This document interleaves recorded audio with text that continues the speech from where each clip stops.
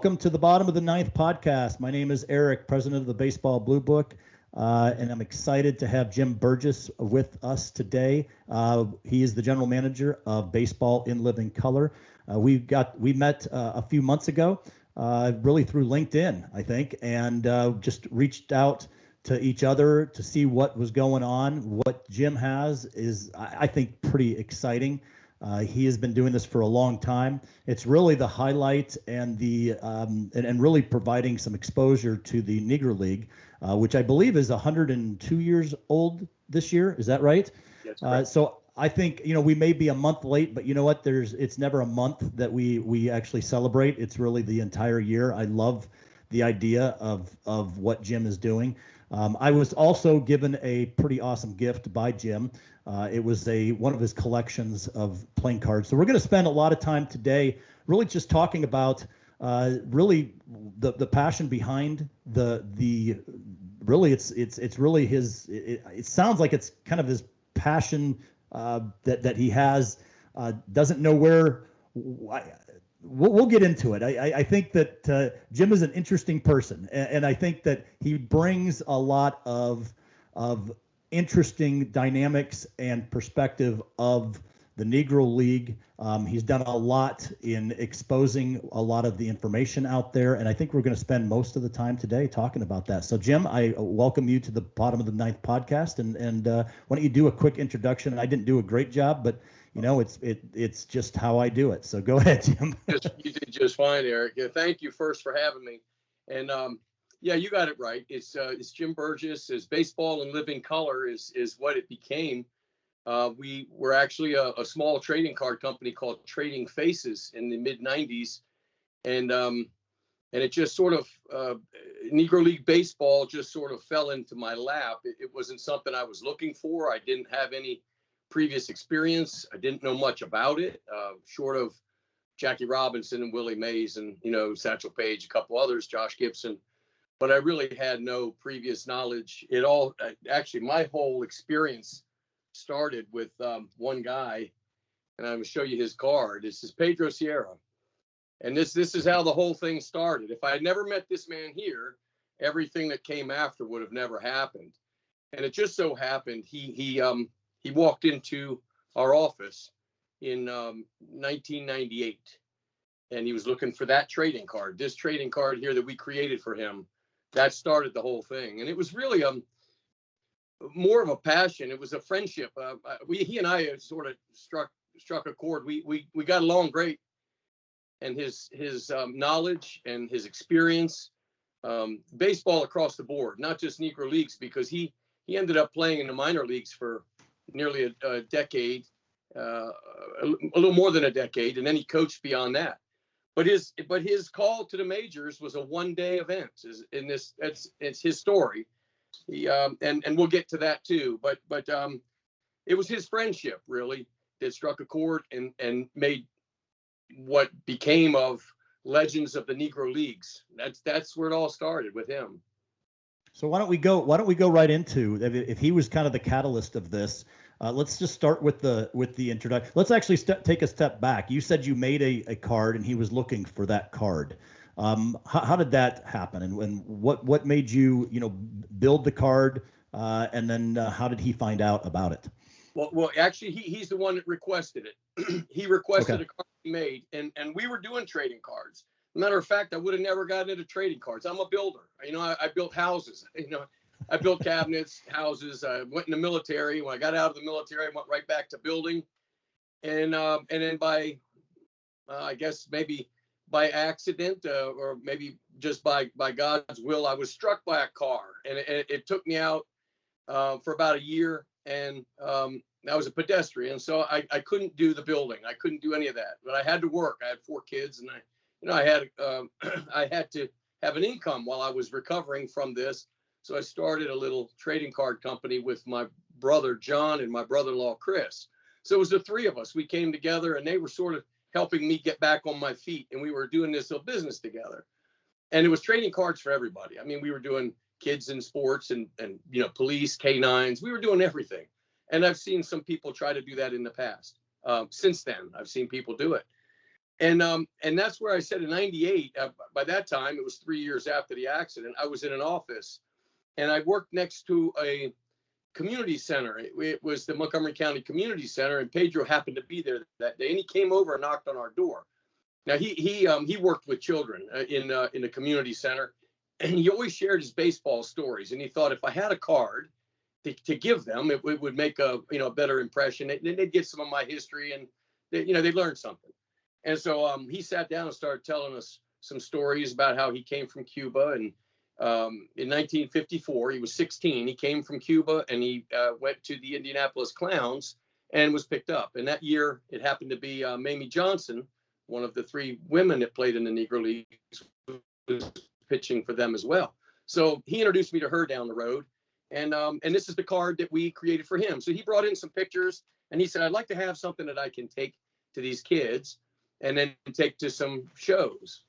So that was the card, and his introduction to the Negro Leagues is what sort of spawned my interest, because shortly after he came in, his friends were finding out about it, and he was bringing others by. So I met Gordon Hopkins, and I met Al Burrows, and I met Ernest Burke, and of course Mamie Johnson, and the list started growing. I just started meeting more people that summer, and it was really good. So did you find out that they kind of had their own group of people that kind of came through the Negro League and were doing some of these events and traveling the country talking about their story, and you were just happenstance just got introduced to him by stopping into your office? How did that? I mean, that had to have been pretty cool. I mean, he comes in, and all of a sudden you're being introduced to all of these players. What was your background? Did you know anything about this, or did you learn it through those first initial introductions? I knew very little. And actually, it was those introductions that opened my eyes. And at first, and I see a lot of tweets now, people sharing stories and information. At first, I was struck by some of the stories of what they had to go through, the oppression, the segregation, the just being denied entry, denied fuel at gas stations, denied. And I thought to myself, this is just unbelievable, that this is what they had to put up with. But and once we got beyond, I guess it was that just being outraged by what they had to deal with. Right. The stories then became just so interesting because it was about survival. It was about creating a business to thrive. I mean, they weren't welcome into Major League Baseball, so they took part in the Negro League Baseball, and they made it a professional league. And that's the part that really drew me. I'm entrepreneurial in spirit. I would do the same thing. I would create my own league. I would do that, and that's what interests me. To see their resourcefulness and the talent they had, and their willingness to do whatever it took. And every one of these guys exhibited a confidence and also a humility that I just totally respected. Every one of these guys became almost an instant friend with me, and over time, they accepted me, and we had quite a relationship, because it would have never happened if they rejected me as an individual trying to do what I was trying to do for them. They accepted it. And I don't know why. I think they, over a period of time, they realized that I was genuine in what I said I was going to do. I was going to do, and that's. It took me longer than I anticipated. Certainly, a lot longer. And at times, I didn't know how I was going to finish. But and I'm still not finished. But I'm getting to a point now where if people really look into what we've created together, every one of these players contributed to making something special that other people can be a part of. It's a story. It didn't just happen by me getting an autograph on a card. We actually created the cards for every one of these players and then took them back out for them to autograph, so they could be honored in a collection like this, and we'd be able to preserve their legacy. Because a lot of these names, as some of the people that I really learned from, like Larry Lester and Phil Dixon and some of the others, they've written books. I mean, just wonderful books. And there's thousands of players that touch the leagues over the years. And most people will never know their names. They'll never know their names. and every one of them was significant in their own way. And so that's when I started meeting these players. Now, we stopped at 59 and went to press. But there was another, once I went to press, I had another 25, 30 that were knocking down. They wanted to be a part of it, but it was too late. I had to go to press for them. And of course, since then, they've all passed away. But that's the part that really bothers me, that I wish I could have included all of them, because they all had a story to tell. It's as little as it was, one season, one game, it was significant in the history, because it all tied together to accomplish what it did. So Jim, why do you think there, even in the late 90s, why do you think there was still that hesitancy of pushing this? Because I know that you've been really working hard. I mean, that's been a while. It's been a long time for you, 20 plus years of building this up. What do you see the biggest hurdles and the obstacles that you continue to run into in promoting what I believe is instrumental in the history of baseball? Well, I think most of it is probably my fault, because like I said, I'm a builder. I'm not a marketer. I'm not a salesperson. And I have worked pretty much alone the last 20 years. I'm not saying I didn't get help at times, because I'm grateful for everybody, and I couldn't go through the names, but days when I needed help inventorying things and going through and checking autographs and all that stuff to make sure everything was complete. But in the building sense, I have no problem. But in the marketing sense, touching the people that actually have the interest, finding that niche market, because a lot of, and I think that niche market's growing. I do think that people are paying attention now when they have Jackie Robinson days, and they want to know more about it, and the movies are coming out, and Black History Month, you see on Twitter where a lot of really cool facts come out, which I'm learning stuff. I mean, I learn stuff every day, and I can't retain everything that I've already learned. So I'm hearing something I heard before, and a light bulb goes off and says, wow, that's cool. I knew that. But I forgot it already. So I think that the interest is there now. I think the young people are starting to hear a little bit about it. And when they inquire, it's an opportunity to share some good stories, and give them some inspiration as to, what may lie ahead of them. There's going to be challenges, but certainly, I mean, if you look at some of the challenges others had, dig in and push through it, because you can achieve what you put your mind to. What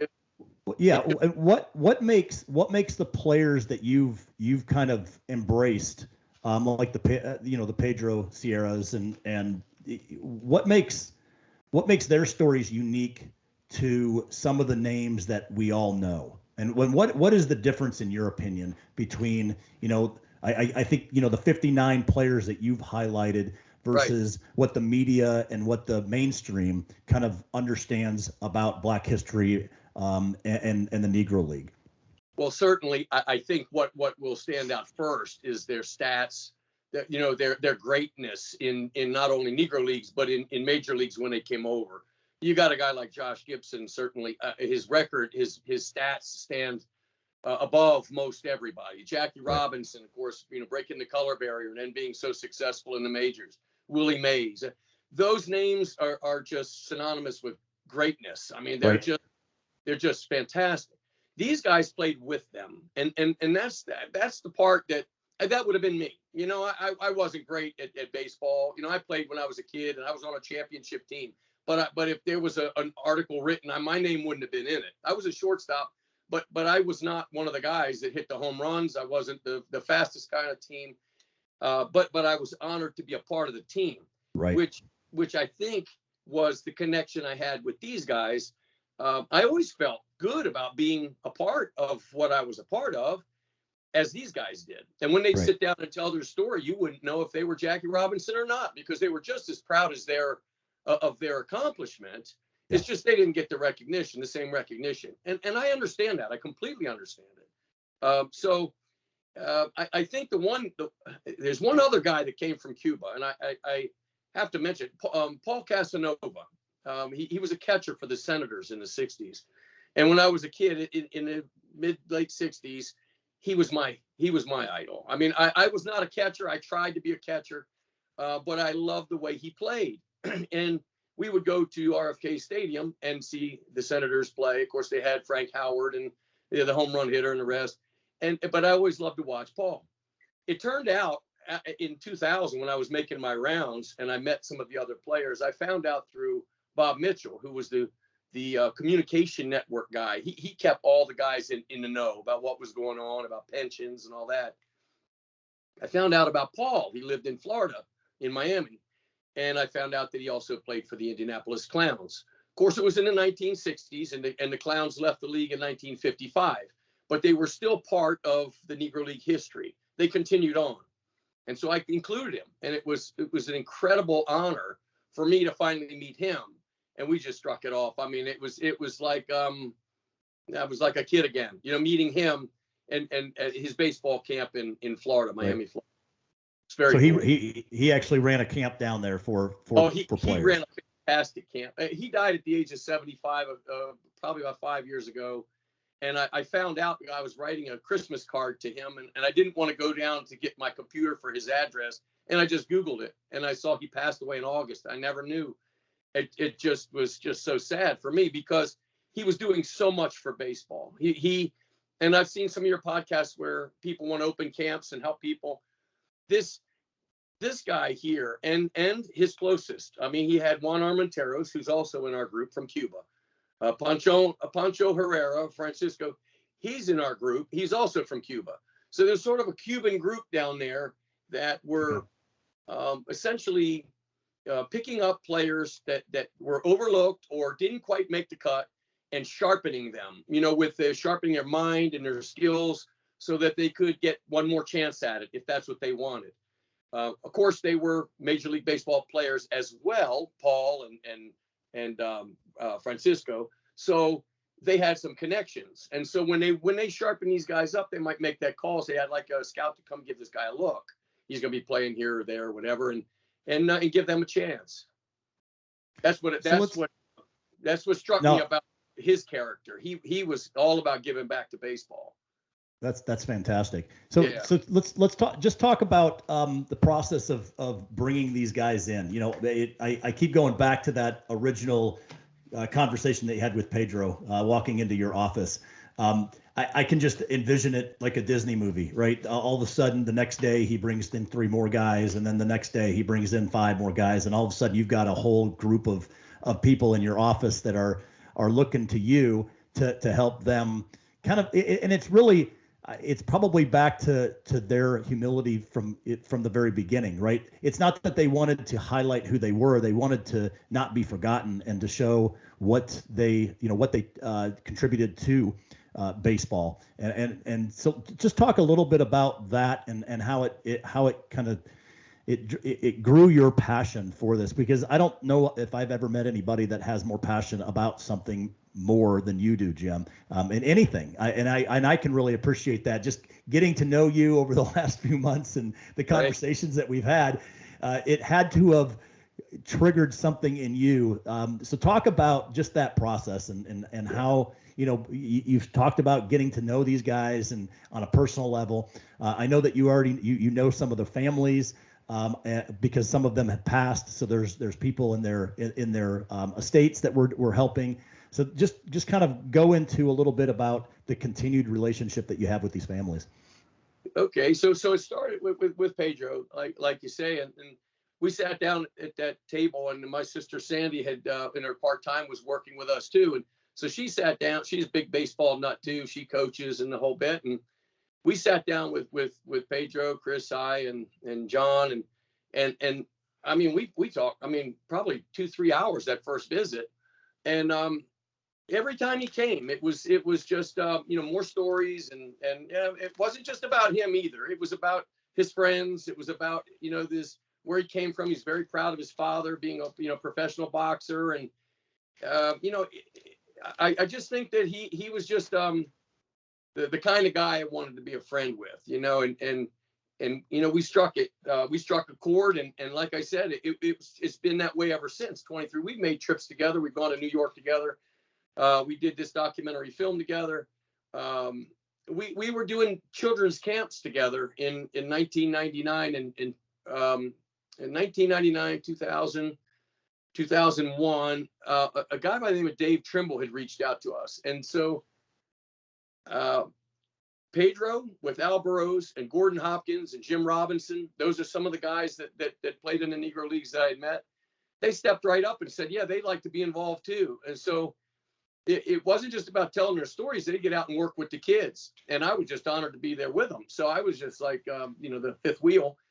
And we'd go out there and toss a ball with these kids, and they'd tell their stories. And it was mostly inner city kids. We did DC, we did Detroit, we did Tampa, Harlem, New York, Birmingham, Alabama. So we did a bunch of stops, and there was always a lot of kids. But those were the times where I really felt like part of another team. I know we were starting another team, and that's why I refer to Baseball in Living Color as a team. Because it's not me. I mean, it's them, and I feel like I'm part of the team. I'm sort of the ringleader because someone had to put it all together, and when that was me, right. That was my contribution to it. But really, it's all about them. Legends of the Negro Leagues, and I don't say legends lightly. They all had their moment in the spotlight and on the stage. They all shared a moment at one point or another, and their stories, just for me, they still bring me joy. When I hear them. A lot of the guys are gone now. Yep. It's hard, because they were friends, and they're all gone. I got 8 left, 8 guys that are part of this that are still with us today, and I talk to them occasionally. And they're still at it in their late 80s. I mean, they're still at it, going out and signing autographs and seeing people and telling their stories. It's good. Where have you kind of run into to some roadblocks as far as the promotion of what you have with the major leagues? Well, it's interesting. I actually went to the major leagues and I met with someone up in New York. Pedro and I went. He knew somebody up there. This is right before COVID, though, and so it was September of 2019, and we left Commissioner Manfred a collection, sort of like I left with you, so that he could see, the rest of these players and what they meant, what their significance and what they meant to this history. And we wanted to work with Major League. We want to work with anybody that would, bring shed some light on these players and about the tribute that we've created. It didn't just stop there. I mean, we did a movie too. We did a movie called Striking Out Jim Crow. And that all happened because I met a woman in New York City who was just as passionate about hearing what I was telling her, that she said her husband was going to do a movie about it. And I thought to myself, her husband's going to do the movie. She's telling me her husband's going to do the movie. And I said, okay, oh, that's great. I gave her my card. And sure enough, when we graduated that class, we were in a holistic health counseling class in New York. It was a year long. And at the May graduation, he walked up to me and I met John Borst. And this is the kind of reception you just don't expect. I mean, and so he spends 4 or 5 years with me, and we create Striking Out Jim Crow. It's sort of our history of this tribute, and also the history of their significance in the Negro Leagues. So I just couldn't have been more grateful. I mean, just totally blessed that happened the way it did. And the whole story about meeting her in that event is a whole nother one, because she was way up in another corner and I was way down another corner. We were the last 2 that didn't have a partner. So you imagine that wasn't destiny. I mean, we met and then that happened, and we got a documentary film out of it 6 years later. So I just think that sometimes, because there's not a Satchel Paige in the group, because there's not a Josh Gibson, because there's not Jackie Robinson, nobody's going to be interested. And I just totally disagree. I mean, I've talked to collectors. I mean, I've reached out to different memorabilia sales collectors that actually have shops, and look to maybe doing an affiliate marketing with them where they could help sell my product and share our effort. But they say, who do you have in it? Well, I said, I got 59 guys. Where do you want me to start? And so I started going through, but I was reading some of that. I haven't heard of him. Haven't heard of him. I said, you probably hadn't heard of any of them. But the fact is, they all played with the 3 or 4 cards that you sell. You sell the same 4 or 5 cards. Nobody knows about the rest. And so that's where, and I get a little confrontational because I don't think that they quite get it. They just don't get it. It's all about the same thing all the time. And I said, there's more to the story. There's just more to the story. I'm not trying to soften, the glory of the others. I'm just trying to say, open your eyes a little bit, open your minds, and take a look at these other guys. They tell a story, and that's the difference between what we have and what they have. You don't buy a card with a signature on it. With this, you buy a tribute, you buy a story. You get the whole story, and you get mini bios on every player. You get to know them. You get to know everything about what we've done. The Striking Out Jim Crow movie, and also the congressional resolution that happened in 2002. And that was all happened because of Pedro, Al Burrows, Gordon Hopkins, and Jim Robinson. We were all at an event one day, and a woman came up to me and said, "Who are these guys?" I said, "They're Negro League baseball players." And she happened to be from the office of J.C. Watts. They were there covering this. And this was in 2001. It was September 9th, 2 days before the towers were hit. And they said, "Wow, this is really cool." I said, "Well, it'd be really nice if maybe the office would do a congressional resolution for these guys." Because I know they had one in the past, but all the guys weren't invited. They didn't have, thousands of guys down there. And in 2000, there weren't as many. 2001, there weren't as many players as there were 10 years previous, just as there aren't now. But the way it worked out was, she said, after this event, come to our place. And we followed them over to their place. We talked for a while. They said, "I think we can do something." And 2 days later, the towers were hit, and all that just sort of went down the tube for a while. But it was revitalized about 6-8 months later. And in 2002, September 18th, we had that event in DC, and all these guys came, and they were so happy. I mean, to see the smiles on their faces, it was everything. It was just really cool to see them get to be acknowledged at the Capitol, in their late years before they passed. It was just sort of that significant acknowledgement that meant the world to them. And it was just really cool to be a part of that. Did you was that documented at all from is that part of the documentary? Yeah, it was. I only have pictures. We didn't have video, but I did have a photographer in there with us, and we had a lot of pictures. Of course, Buck O'Neill was there, and he did his presentation at the opening, and Willie Mays was there. Underwood was there. MC Hammer was there. I mean, there were some top names all paying respects to the players, and it was just really cool to sit back and watch that. It was really interesting and really heartwarming to see that.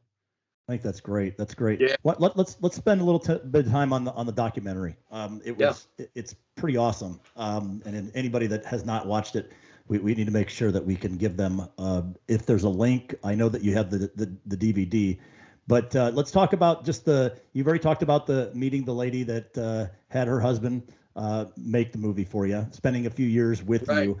So let's just go into the making of the documentary and the responses of the players and how that all came about and where we are now with it. Well, that was was his wife. I met John Borst. He had a past. He's an independent filmmaker. Had a past with Discovery, so he had made some good films, and he's also a professor. So he teaches down in New York City.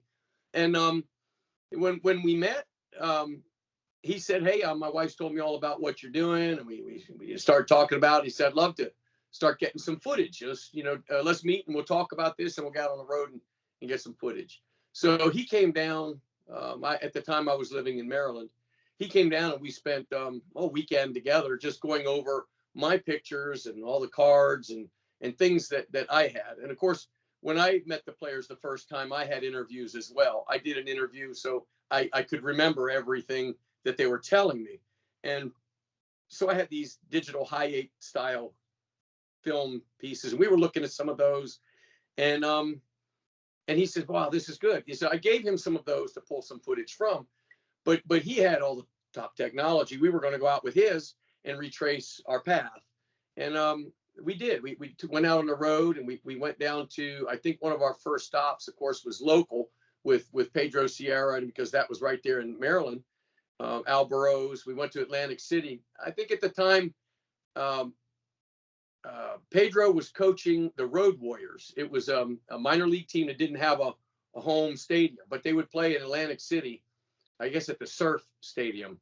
And we went there, and that's where we picked up Jim Robinson, and Al Burrows was there with us. And that's how it sort of started, the film, because that's where we first started. And, Al talked about being in the right place and at the wrong time, and Jim Robinson talking a little about quotas, and just sort of setting the stage, how all this was, how all this, played out in their day. And then, of course, we shot Pedro running around out there on the field. I don't know how much of it was in the video, but he was still at it. And then at this time, he's in his 70s. He's late 60s, early 70s, because that was, now I'm thinking it was almost 20 years ago. So 15 years ago, and he's mid 80s now. So he was active and very much a part of almost everything we did, Pedro. And so we went on the road and went to Nashville, and that's where I met Jim Zapp and Butch McCord, Clinton Butch McCord, and those two guys there were friends back in the day. They played with the Baltimore Eli Giants and the Birmingham Black Barons, and both of them went on to minor league careers, but they were very close friends, and that was a real bonus, to have two guys that knew each other so well, and their careers actually crossed at different times. So we filmed them there in Nashville. We went to Memphis down the road there. We met with Joe B. Scott. He talks a little bit about his interaction with the kids and him trying to tell stories and sharing his baseball cards with them. And he had a great history too. And just from the little mini bio, you can sort of get a picture. It tells a little snapshot of what they meant to the league. But what a cool guy he was. And then we went down, of course, we went down to Miami. We met with Paul Casanova at his camp. Yep. You actually see his camp in there, and him working with some of the kids, and then Francisco Herrera talked a little bit, and Hernandez was there as well. And Hernandez, he played for the Pirates in 1971. He was on the team that was the first all-black team that played in the majors. It happened twice in the same game, but Hernandez was the shortstop. And I met him there because he was friends with Paul Casanova and the rest. And I looked him up, and I saw his story, which was very cool too. That happened in September of 71, and we highlight that on our website. But that's a whole, another cool fact. You don't know when was the first time that an all-black team or an all team of color played in the majors together, and the all 9 positions.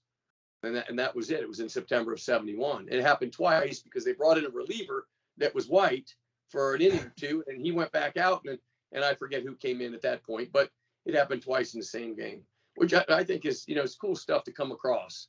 And of course, they were sharing. So was that in Pittsburgh, or was that I know it was the Pirates, but I can't remember where it was. Don't remember where the game was played. I'd have to look, but it was September. It's in my it's actually in that little book that's in there, the storybook. Right. There's a story in each collection that tells how this thing came together, how all this happened. I included it in there because I thought that was a really cool fact. Yep. I put that in there, that the first time in the majors that an team of all color was there was in 71, and Hernandez was on that team. And of course, Paul was playing in the majors at that time. And in 71, that was the one time I told you about Pedro getting his chance in 71. He played in the minors for the Minnesota Twins organization all through the 60s. After serving in the military in 59 through 62, he played in the Twins organization. And then on the last day of the Senators being in Washington, they called him up, and he came in and pitched batting practice before that game. And he didn't get to play in the game, but he pitched batting practice for that game. And then Washington left, and that was it. But that was all those years for that one day, and it meant the world to him. I mean, he showed me. I got the contract, and I got everything there. Because people say you got called up to pitch batting practice, and he said, yeah. He said, I played all these years, and this was my shot in the pros. I got to do it, and I thought, that to me, a lot of people are good enough to be there. They just don't get the opportunity. Right. At some point in your career, when they do get the opportunity, it has to be satisfying for them, because they may have felt they were good enough the whole time, but they never got their chance.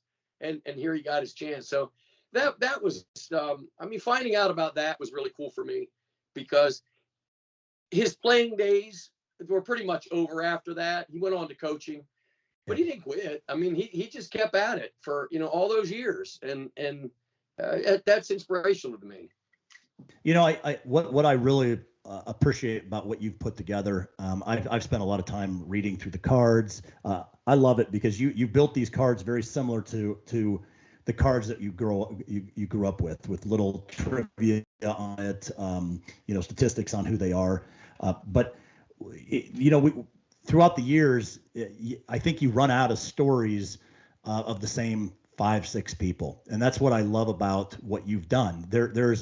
There's so many more stories. It's the forgotten stories that have made it possible for us to be where we are today. And I that's what I really love about this, because history isn't just what was written by the mainstream, right? There's a lot of stories behind the covers, until you dig into those and start really looking into what it took. One of the things that you mentioned early on is the struggles that these guys had were no different than the struggles that the ones that we know, right? The Jackie Robinsons and the and the Satchels, and they have the same struggles. They just didn't have the huge stats, and so they weren't highlighted. But they were on the same teams, doing the same things, going through the same struggles. I always go back to some of the movies talking about, the segregation days, when it was the guys sitting on the benches, and they went through the same struggles when they were traveling, when they were meeting the fans, when they were playing other teams. But nobody really highlights those stories. And so here's a group of guys that kind of came together. I think it's great what you did, Jim. I mean, to be able to step up and be what I think you called yourself, the ringleader. You're kind of the manager. You're the guy that went in and said, "Hey guys, you've got a story. Let's figure out how to get this story told." So Jim, what is your? I mean, you've been doing this for a long time, and running into each other. My goal in this whole thing is to get exposure, right? The Baseball Blue Book has been around since 1909. It's been around forever. I think it's the oldest active business that's baseball specific, other than Major League Baseball itself. And so we're actually kind of kickstarting ourselves and recreating us. What is some of the things that you would like at kind of at the tail end of your passion here? What are you looking to achieve and to see happen? Because a lot of these guys have already passed, as you said. So what is the real goal of Jim Burgess and the Baseball in Living Color? I think it's just simply stated in our mission statement too. Is just to honor their effort, honor their significance, acknowledge them, and preserve their legacy. And I promise them that, because, like I said, these names won't be remembered.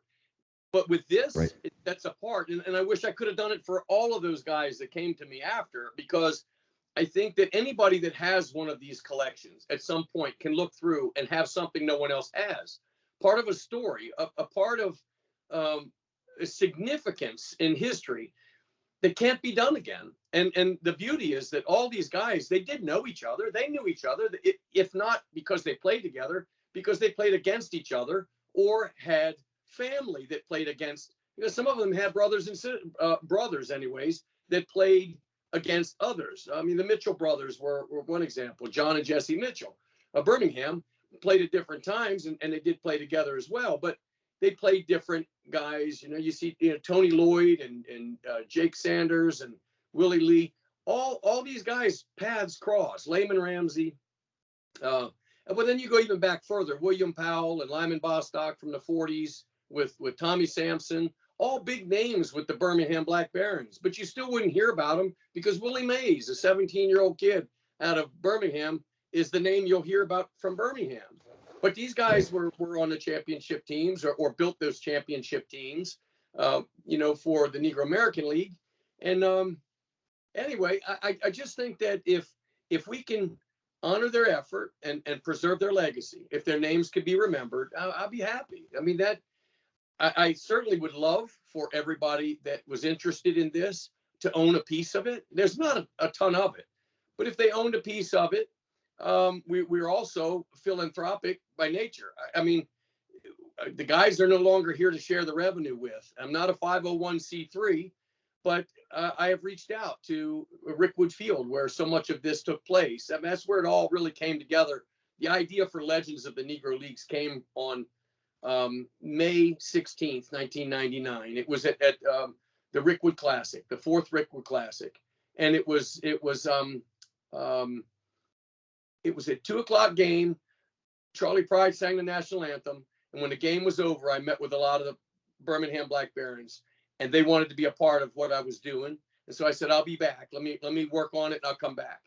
If I hadn't had that support then, it would have just been regular baseball cards like this, a little here, a little there. But because they were all wanting to be a part of it, I said, let's do it. Let's just do it.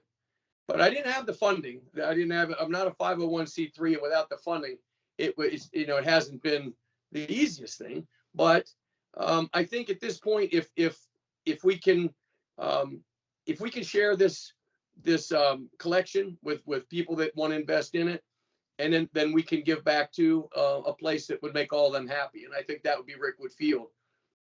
It's the oldest ballpark in the country, and they need lights. They need constant work on their field in the bleachers. They need, and I'm not talking about a little bit. I'm talking millions of dollars they need, and they count on revenue coming in on donations. And I'd like to make a really, really healthy donation on behalf of these players to do some of that for them. And that's my goal. I mean, to do something like that, and of course, revisit the widows of those that are still, of those that have passed, and visit with them and share some of this with them as well. That's my goal. I mean, it's, I think it can happen. It might just happen very quickly. I don't know. It's been 23 years. I mean, it started in '98 really with Pedro, 24 years. So, I mean, it could happen any day. If the right party finds out about it, it could happen. Yep. If it doesn't, I mean, 23, 24 years, I don't know that I have another 23, 24 years left in me, but at some point I'll pass the torch. It's just what you got to do, but keep it alive. Yeah. Pass the torch and keep it alive. No, I think that's admirable. I think your mission statement really speaks of your heart more than anything. We all get opportunities. It's what we do with those opportunities, and what you've done over these years. Our goal here, Blue Book, is to hopefully get some exposure. Hopefully, some people that are watching this will reach out to Jim and see what they can do to help. It really, I know Jim's heart is probably bigger than his pocketbook, that's for sure. And if he had all the means to do what he needed to do, we would help a lot of people in this effort. So, keeping their names alive is really the goal of this whole thing. I love it, Jim. I appreciate you joining us today. I'd like to have you back again, probably talk more about some of the specifics of the documentary.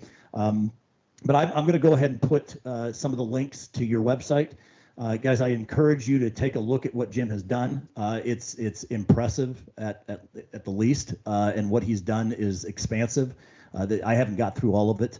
The information there is amazing, and I encourage you guys to reach out, help wherever you can. That doesn't come with just donations. I mean, he's got a ton of memorabilia that is for sale. And Jim, just real quick, just to re-emphasize it, the funding is obviously going to fund the organization, but it also is giving back to the estates and to the players as well. Is that correct? Absolutely. It's to the players and to the players' widows. It doesn't go to the estates because this is where it could have gotten, crazy down the road, because it's one or the other. Okay. But what I've done is said, I've already reached out to Friends of Rickwood, and I'm looking at some others, 501c3s that I could donate or even doing a scholarship on behalf of these players. We'll constantly give back. And that's our goal. I'm in the process of creating some other things too, with some of our resources, creating other things that might be a little less expensive. It won't be the whole story packed in one, but maybe a little piece of the story. I didn't really work on that, but I'm working on that now. So people that are interested in spending a couple $100 on something that's unique, they'll be able to do. And if I can do that with a lot of what I have, there might be a stream of revenue that could keep a scholarship or something like that going for some time. It's all right now about working with what I have to finance what I can then do. It's just hard to go on building more when what you have hasn't been out there yet. People haven't seen it. They haven't been able to invest in it. Is the documentary is that online anywhere? It is. It's actually connected to the website. If they go to baseballinlivingcolor.com, or on the opening page, there's like 6-7 tiles. You can meet the players. You can watch the film, striking out Jim Crow. Okay. You can just click on any one of those. It'll take you to the destination on the website that will be what you're looking for. Right there. That's great. And we'll provide the links in this video, and we'll make sure to get it out to our social platforms and some of our partners. But we're really excited about this. It's something that I think it fits really well. One of the things, the Blue Book, that there's a lot of history in baseball, and finding people like Jim is something that has been very exciting for us. It's different than what we typically focus on, but it has everything to do with our goals in reaching players and helping them finding their next opportunity, so that it doesn't run it. They don't want to have the same issues that we've had in the past, and we want to make sure that we shed light to some of the struggles and some of the successes that have happened in Major League Baseball. Jim, I appreciate your time today. Thank you very much. I look forward to. Yeah, I really appreciate you having me on, and I do. I got to say, I love the Blue Book, and I'm meeting some people there too. It has been the app. Now that I'm getting familiar with that, it's been fun getting on there and seeing some of the information that people are putting up in the podcasts that are being shared.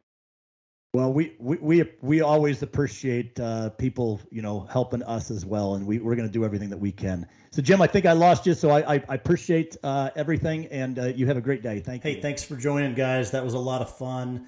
Make sure that you're subscribing to the channel, sharing it with your friends.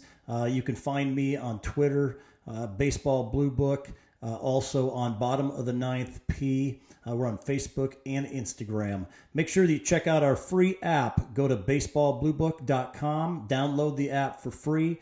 Players, coaches, vendors, trainers, whoever you are, baseball enthusiasts, everything is free. You can search your favorite programs. You can look at the players. We've got video. We've got everything. So very excited. Thanks a lot, guys.